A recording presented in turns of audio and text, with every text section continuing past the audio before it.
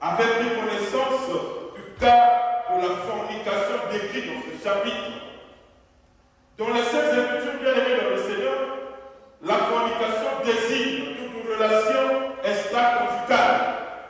Mais la parole tout entière met abondamment en garde contre ce grave péché et ses conséquences dans la vie du chrétien.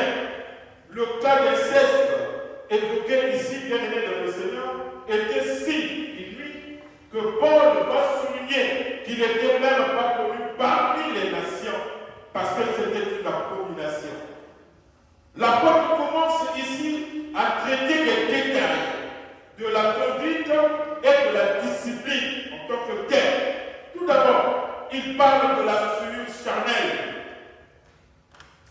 Pousser au milieu des Corinthiens au dernier point, qu'ils puissent atteindre une conscience endurcie. Ceux qui cherchaient leur propre influence comme docteur, comme homme d'affaires, comme je sais encore, mais ceux qui aiment occuper les premiers rangs. Ainsi, l'apôtre condamne son rosaire, leur état et règle ensuite la discipline. Bien aimé dans le Seigneur, la discipline ecclésiastique est un sujet difficile à accepter et difficile à exercer.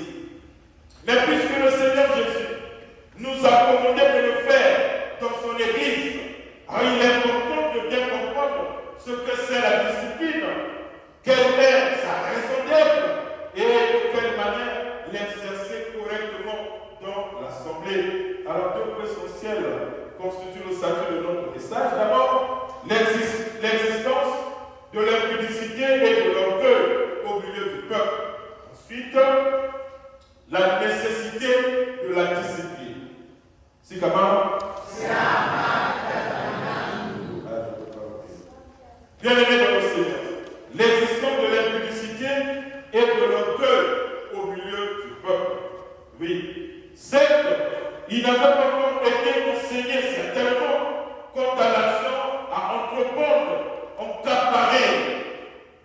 Mais s'ils avaient été en meilleur état spirituel, mais ils auraient mené deuil à cause du déshonneur jeté sur Dieu.